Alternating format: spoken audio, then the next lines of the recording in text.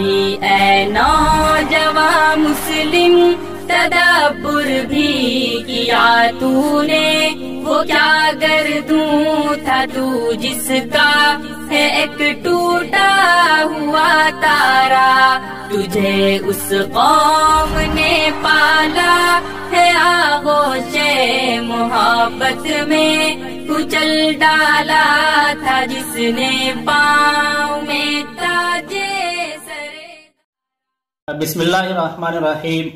ناظرین، آپ سب کا استقبال ہے ہماری یوٹیوب چینل ندوی گروپ پر۔ آج ہم گفتگو کریں گے نوجوانوں کے سلسلے میں۔ حاضرین، نوجوان جو ہے کسی بھی ملک کے لیے، کسی معاشرے کے لیے یا کسی تنظیم کے لیے سب سے اہم رول ادا کرتے ہیں۔ نوجوانوں کی معاشرے میں، ملک میں، سماج میں وہی اہمیت ہوتی ہے جو انسان کے جسم میں دل کی ہوتی ہے۔ تو آئیے آج ہم نوجوانوں پر گفتگو کرتے ہیں۔ ہمارے ساتھ گفتگو کرنے کے لیے موجود ہیں مولانا فرحان صاحب ندوی۔ سب سے پہلے ہم آپ کا استقبال کرتے ہیں۔ شکریہ۔ سب سے پہلا ہم آپ سے یہ سوال کرنا چاہیں گے کہ نوجوانوں کو آپ اور اہل علم کس نگاہ سے دیکھتے ہیں؟ السلام علیکم ورحمۃ اللہ وبرکاتہ۔ دیکھیے، نوجوان تمام تر قوتوں اور صلاحیتوں کا سرچشمہ ہوا کرتے ہیں۔ اہل علم نوجوانوں کو آج بھی بڑی امید کی نظر سے دیکھ رہے ہیں۔ یہی نوجوان انہی کی محنتوں اور انہی کی کاوشوں کی وجہ سے امت کے تن مردہ میں جان پیدا ہوگی اور امت کی عظمت رفتہ بحال ہوگی۔ کیا ماضی میں نوجوانوں کے کارناموں پر آپ کچھ روشنی ڈالیں گے؟ قرآن پاک کے اندر ایک سورت ہے، اس کا نام ہے سورۃ الکہف۔ اس کے اندر اللہ تبارک و تعالیٰ نے چند نوجوانوں کا واقعہ بیان کیا ہے جو اپنے وقت کے ظالم اور جابر بادشاہ کے سامنے، حکمراں کے سامنے حق پر ڈٹ گئے۔ انہیں اصحاب کہف کے نام سے جانا جاتا ہے۔ اسی طریقے سے جب مکے کے اندر ہمارے نبی حضرت محمد صلی اللہ علیہ وسلم نے حق کی آواز کو بلند کیا تو اس آواز حق پر سب سے پہلے جن لوگوں نے لبیک کہا وہ مکے کے چند نوجوان ہی تھے۔ آپ دیکھیں، اسی طریقے سے حضرت علی رضی اللہ تعالیٰ عنہ، انہوں نے نوجوانی کے زمانے میں جو انقلابی خدمات انجام دی ہیں اس کا تاریخ کوئی دوسری مثال نہیں پیش کر سکتی ہے۔ اسی طریقے سے حضرت مصعب ابن عمیر ہیں، خالد ابن ولید ہیں، اسامہ بن زید ہیں۔ آپ آگے بڑھیں گے تو محمد بن قاسم کو دیکھ لیجئے، 17 سال کی عمر میں انہوں نے سندھ کو فتح کر لیا جی۔ اور محمد الفاتح کو دیکھیے، 22 سال کی عمر میں انہوں نے قسطنطنیہ کو فتح کر کے پورے یورپ کو چیلنج کر دیا۔ اور آپ آگے بڑھیں گے تو دیکھیں گے کہ مصر کے اندر جب لادینی تحریکوں نے اپنا قبضہ جما لیا، اس وقت ایک نوجوان جسے دنیا حسن البنا کے نام سے جانتی ہے، وہ اٹھا اور اس نے اپنے انقلابی دعوت کے ذریعے سے، اپنے انقلابی کام کے ذریعے سے پورے مصر کے نوجوانوں کو موٹیویٹ کیا اور ان کی رہنمائی کی اور ایک بڑی تحریک کھڑی کر دی۔ یا ہندوستان کے اندر آپ دیکھیے کہ مولانا ابوالکلام آزاد ہوں یا مولانا سید ابوالعلا مودودی ہوں، جو ابھی بالکل نئی عمر میں تھے، نوجوان تھے، انہوں نے الجہاد فی الاسلام جیسی کتاب لکھ کر تاریخ کے ایک سنہرے باب کو رقم کیا۔ اس وقت نوجوانوں کو کن میدانوں میں کام کرنے کی ضرورت ہے؟ دیکھیے، موضوع بہت طویل ہے، اس کا احاطہ اس چھوٹی سی گفتگو میں نہیں کیا جا سکتا ہے۔ مختصراً اس پر روشنی ڈال دیں۔ البتہ چند چیزیں ہیں جس کی طرف میں تھوڑی سی توجہ دلانے کی کوشش کروں گا۔ پہلی چیز تو یہ ہے کہ ہمارے نوجوان کو منصوبہ بند طریقے سے تعلیم کے میدان میں کام کرنے کی ضرورت ہے۔ یہ اس طرح سے منصوبہ بنائیں اور ایسی محنت کریں کہ امت کے پیشانی پر جو جہالت کی وہ داغ ختم ہو جائے، اور یہ کام انہی کے ذریعے سے ہو سکتا ہے۔ یہ پہلی چیز ہے۔ دوسری چیز یہ ہے کہ ہمارے نوجوان خدمت خلق کے میدان میں آئیں، यानी मानव सेवा के मैदान में आए, क्षेत्र में काम करें और देखें कि इस क्षेत्र में और इस मैदान में काम करने के जरिए से हम इंसानों का दिल जीत सकते हैं। ये बिल्कुल इस काम में इस बात की परवाह नहीं करनी चाहिए और इस चीज को नहीं देखना चाहिए कि कौन हिंदू है, कौन मुसलमान है, कौन सिख है, कौन ईसाई है। हमें सिर्फ इंसानियत की खिदमत करनी चाहिए। हिंदुस्तान एक बहुत बड़ा मुल्क है और बहुत कसीर आबादी वाला मुल्क है। इसमें बहुत सारे लोग ऐसे हैं जो खत्ते अफलास से नीचे की जिंदगी गुजार रहे हैं। उनमें बहुत सारे ऐसे हैं जिन्हें 2 वक्त की रोटी भी मैसर नहीं हो पा रही है। बहुत सारे ऐसे मरीज हैं जो इलाज के लिए परेशान हैं और बहुत सारे ऐसे लोग हैं जो फुटपाथों पर और सड़कों के किनारे रहने के लिए मजबूर हैं। उनके सर पर कोई छत नहीं है।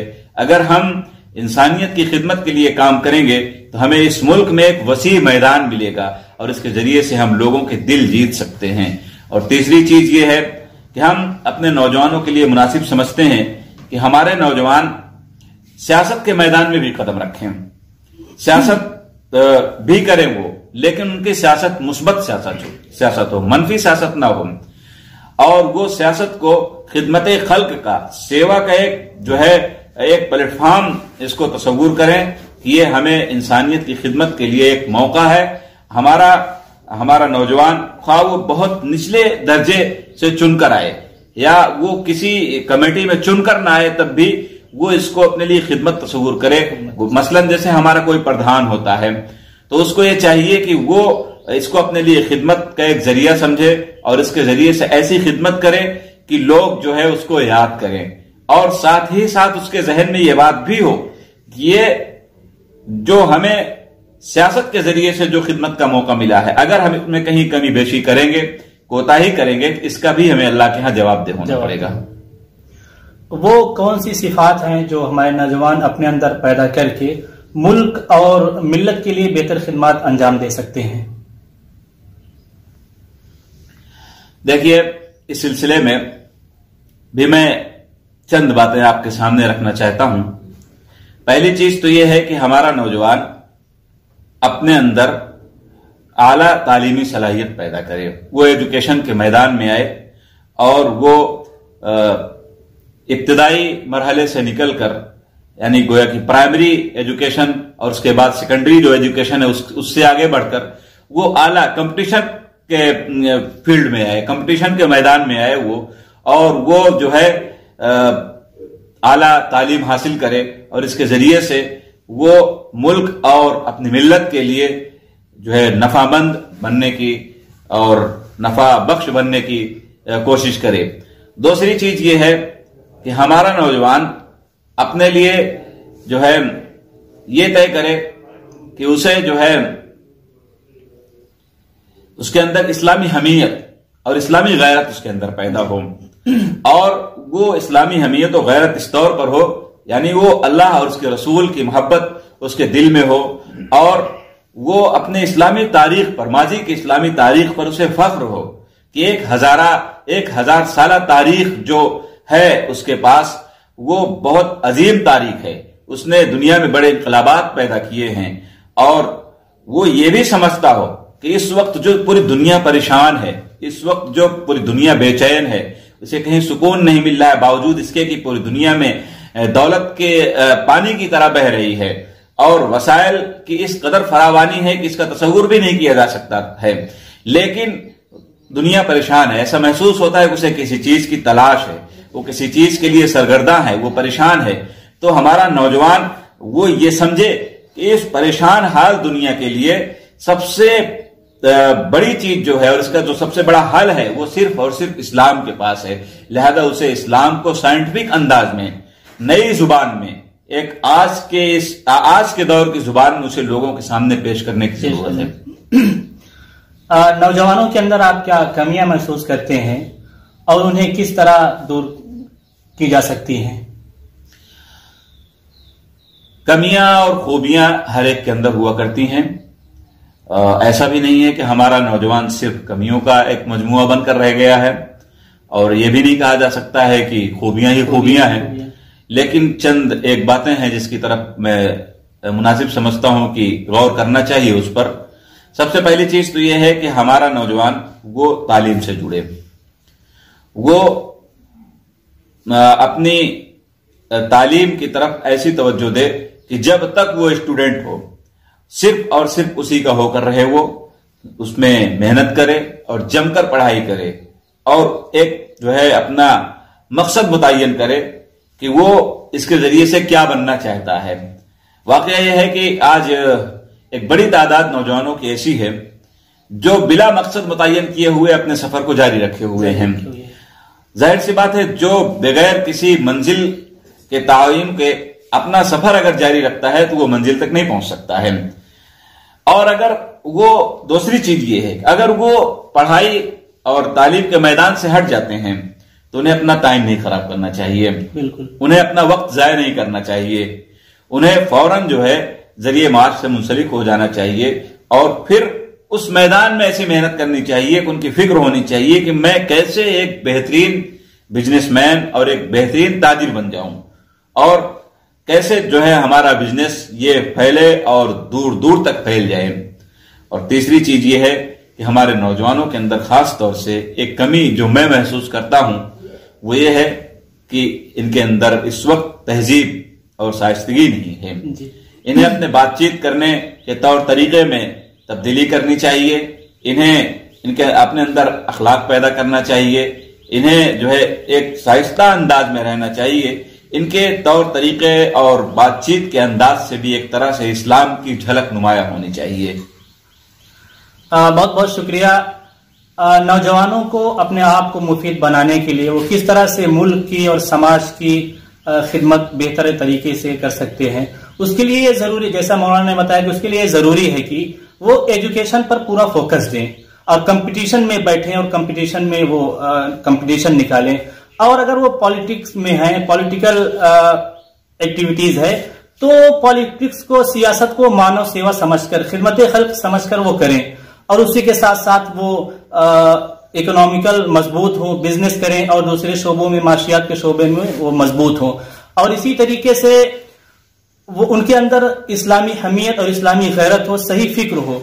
और इस वक्त जो सबसे बड़ा चैलेंज है कि वो इस्लाम को साइंटिफिक तरीके से लोगों के सामने पेश करना, लोगों को समझाना, वो इस चैलेंज को कबूल करें और वक्त के जो तकाजे हैं, वक्त के सामने जो चैलेंजेस हैं, उनका जवाब वो कुरान और हदीस और नबी पाक अलैहिस्सलातु वस्सलाम की सीरत से दें। इस तरीके से नौजवान अपने आप को मुफीद बना सकते हैं और वो मुल्क और समाज की बेहतर खिदमत अंजाम दे सकते हैं। आपने अपना वक्त दिया, आपका बहुत बहुत शुक्रिया। शुक्रिया। फिर हम हाजिर होंगे इसी तरह नए मौजू और नए टॉपिक को लेकर। तब तक के लिए खुदा हाफिज। यूट्यूब चैनल नदवी ग्रुप की नई पेशकश है। इसी तरह समाजी, दीनी, माशरती मौज़ूआत पर इंटरव्यू का ये सिलसिला जारी रहेगा।